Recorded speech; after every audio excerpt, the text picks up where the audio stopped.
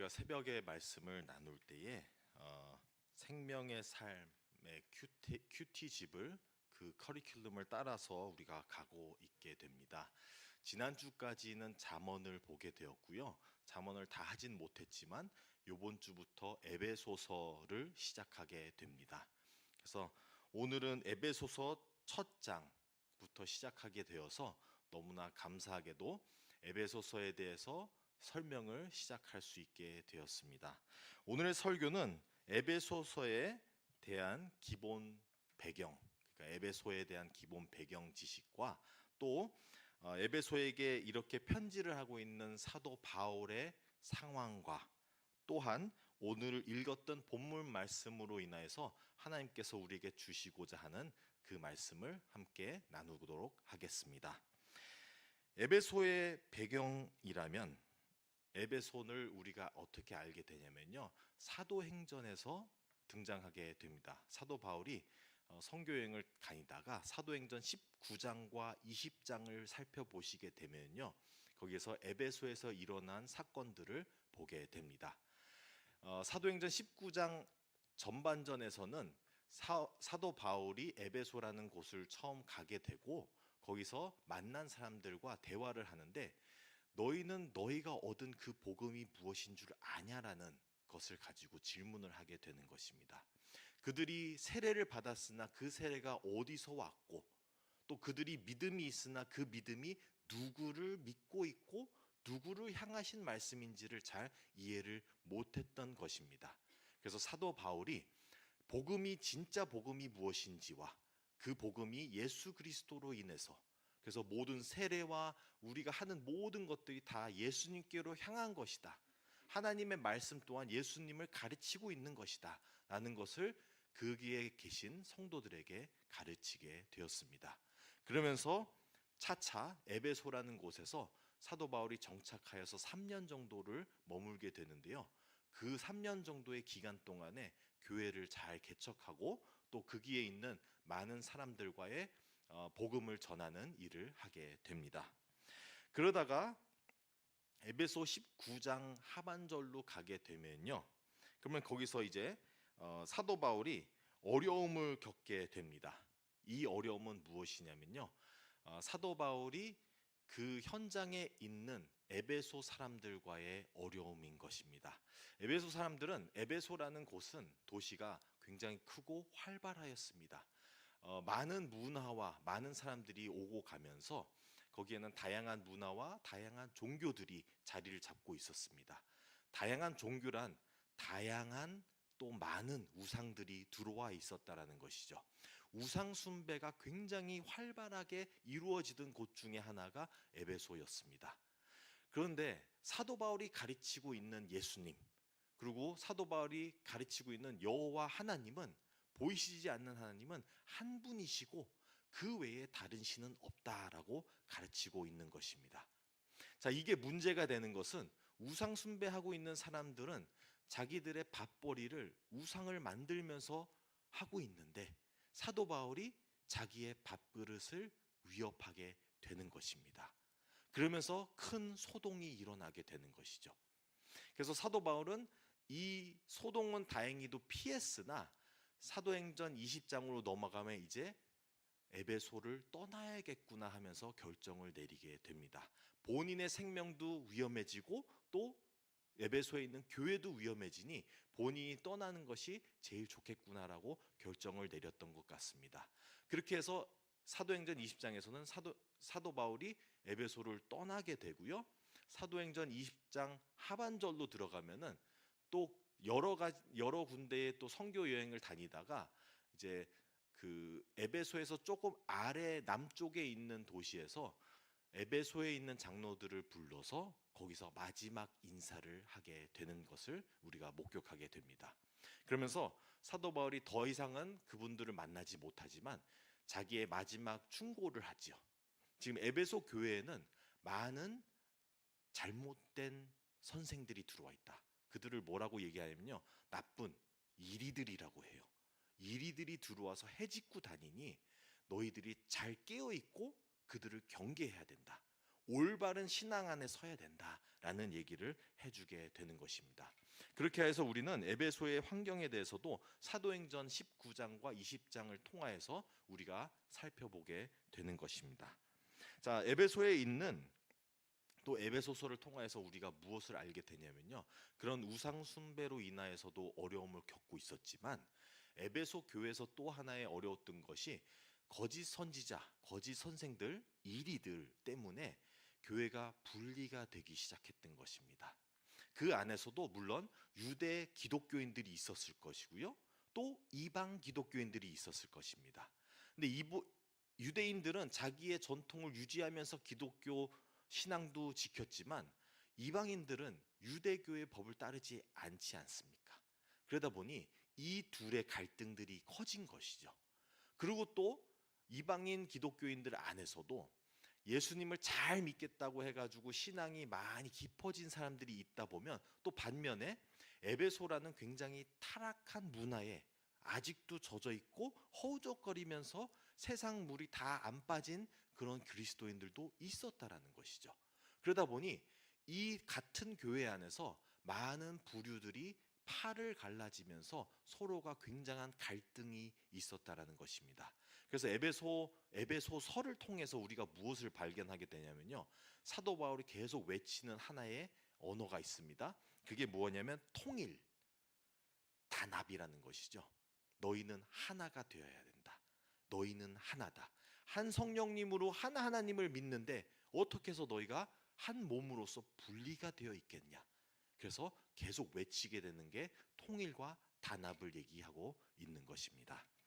자, 그러한 에베소의 환경을 우리가 살펴보게 되었는데요, 이 에베소에게 에베소서, 그러니까 서신이죠. 에베소에게 보내는 이 편지를 바울이 보낼 때의 당시 상황을 살펴보도록 하겠습니다. 사도 바울이 에베소를 떠난 이후에도 선교 여행을 하다가 예루살렘으로 돌아가게 되죠. 근데 예루살렘에서 유대인들에게 인해서 굉장한 박해를 당하면서 체포를 당하게 됩니다.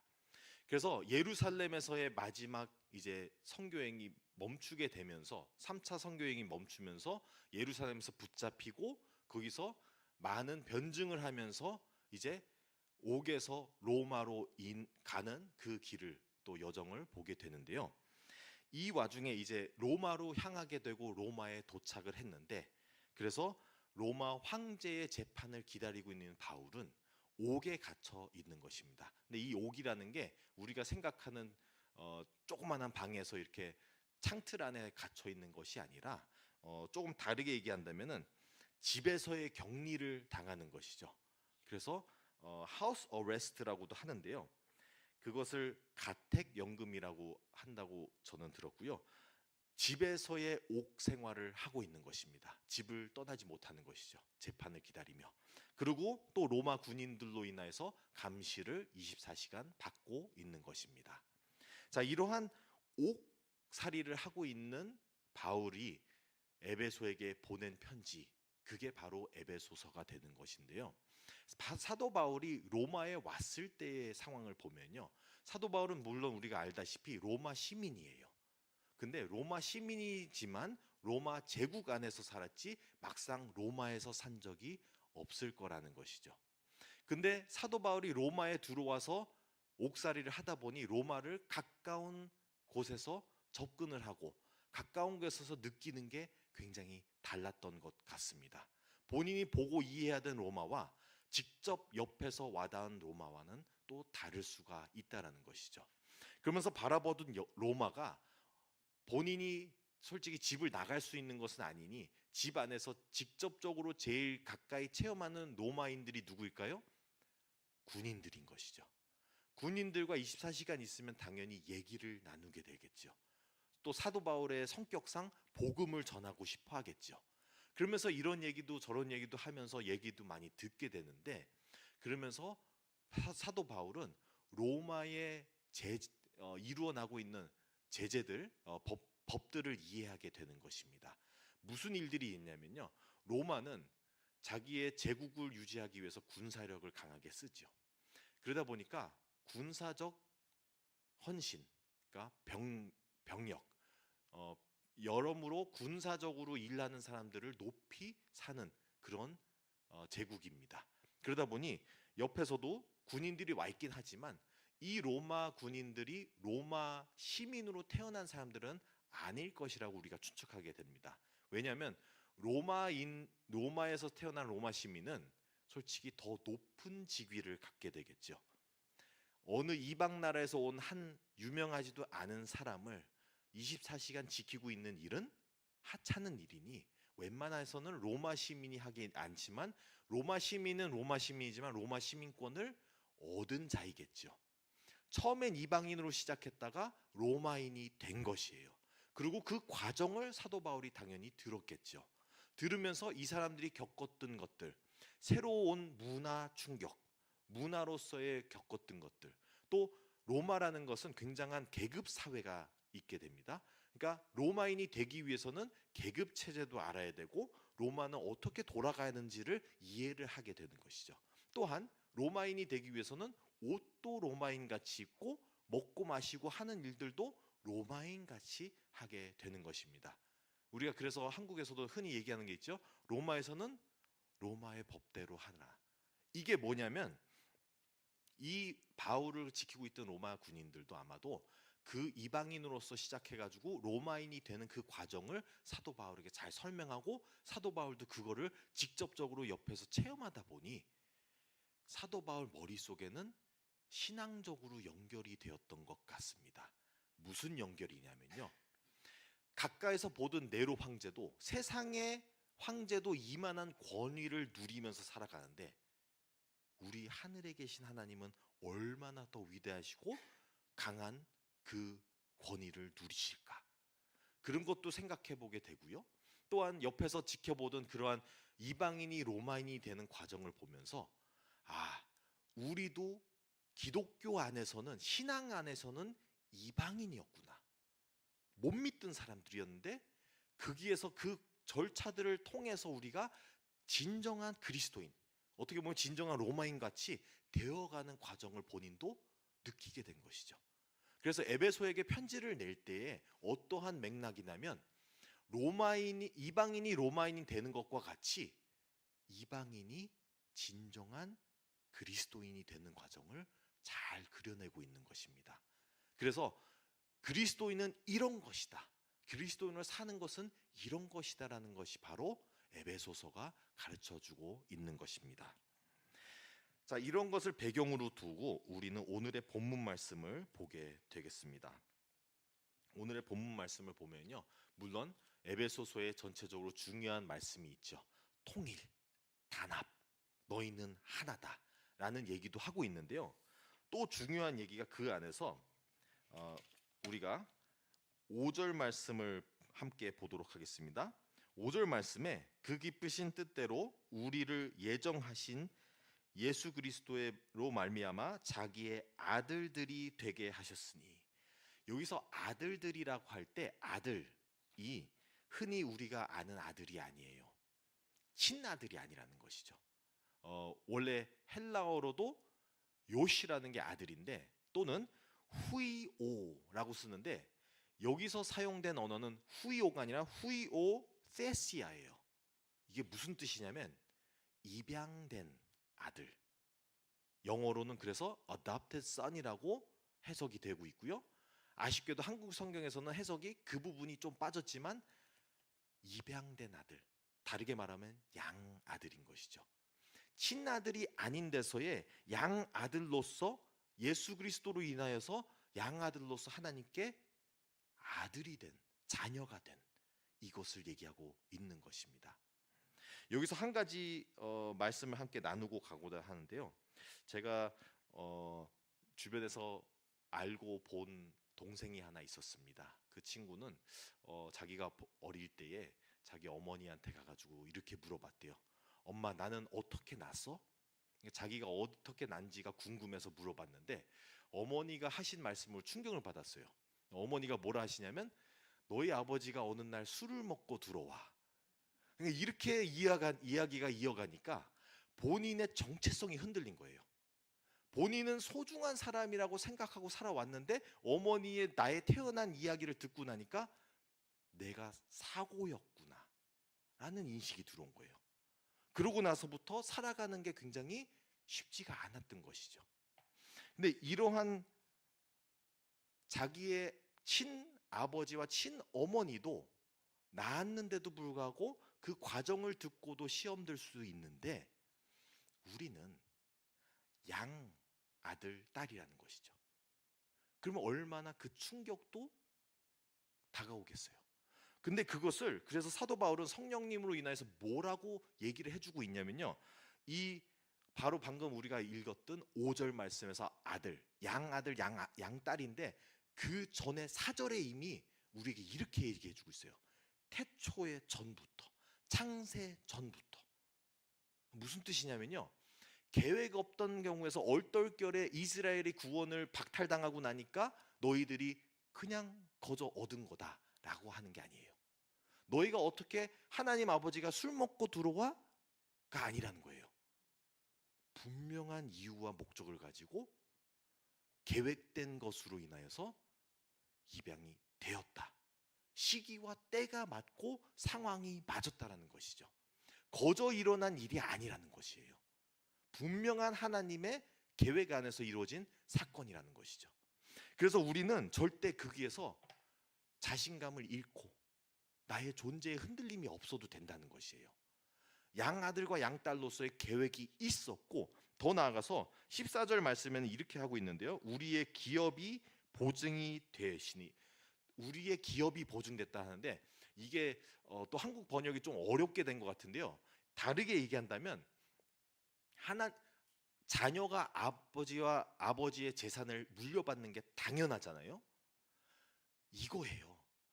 재산을 물려받는 게, 기업을 물려받는 건데, 하나님께서, 우리가 당연히 양아버지한테도 양아들이 물려받는 것을, 하나님에게 우리도 자녀 되었으니 아버지의 모든 것이 우리의 모든 것이라는 거예요. 그리고 그것이 당연하고 우리가 당연시 여겨야 된다는 것이죠. 그러니까 거저 얻어가지고 우리가 진짜 하나님의 자녀가 맞아 하면서 의심하고, 우리가 하나님의 기업을 우리가 물려봐도 되나 하면서 의심하면서 불안감에 떨면서 살라는 게 아니에요. 확실하게 믿고 확신을 갖고 살아가라는 것이죠. 그것이 사도 바울이 성령님의 감동으로 인해서 아버지의 말씀을 전하는데, 우리에게 하나님 아버지께서는 그렇게 계획하시고 그렇게 귀하게 여기시며 우리의 구원을 그렇게 여기시고 이루시면서 우리에게 모든 것을 주시기 위해 우리를 받아들여 주셨다는 것이죠. 그래서 오늘의 말씀을 통해서 우리는 에베소에 대한 배경과 또 거기에서 그 에베소에게 사도 바울이 전했던 편지, 그 당시에 있던 본인이 겪던 일들과 또 오늘의 본문 말씀을 통해서 오늘의 우리의 에베소가 해주고 있는 말씀을 이해하게 된 것입니다. 우리에게 하나가 되라.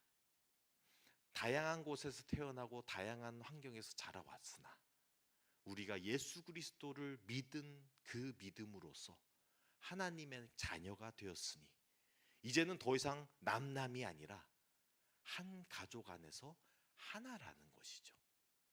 그러니까 더 이상은 다른 차이점을 가지고 서로 싸우는 것이 아니라, 서로를 너는 나보다 뭐 이걸 못하고 저걸 못하고 정죄하며 나는 너희보다 이것이 더 낫고 나는 더 나은 계급이고 이런 것이 아니라, 우리는 하나님 안에서 매일매일 변화되어 가며 더욱더 하나가 되어 가기를 힘쓰기를 바랍니다. 그러므로써 이방인들도 로마인이 되듯이 우리도 하나님 아버지를 더욱 닮아가고 더욱 하나님 아버지의 마음을 이해하며 하나가 되어가는 저와 여러분들이 되시기를 간절히 바랍니다. 함께 기도하겠습니다. 하나님 아버지 감사드립니다. 오늘의 에베소서를 통하여서 우리는 그 어렵던 세상 속에서도 하나님의 그 귀하신 부르심, 귀하신 계획, 우리가 거저 주님께로 불러서 구원을 얻은 것이 아니라 다 하나님의 계획 안에서 우리에게 구원을 주시고자, 우리에게 하나님의 기업을 물려주시고자 하여서 우리를 불러주신 것을 우리가 기억하는 하루가 되게 하여 주시옵소서. 그래서 우리의 기쁜 마음으로 감사하며 나아갈 수 있게 하여 주시옵소서. 우리가 하나님 아버지를 믿으며 확신 있는 믿음으로 하나님 아버지의 모든 것을 물려받는 것도 확신 있게 능력 있게 살아갈 수 있게 하여 주시옵소서. 이 모든 말씀 우리 주 예수 그리스도의 이름으로 기도드립니다. 아멘.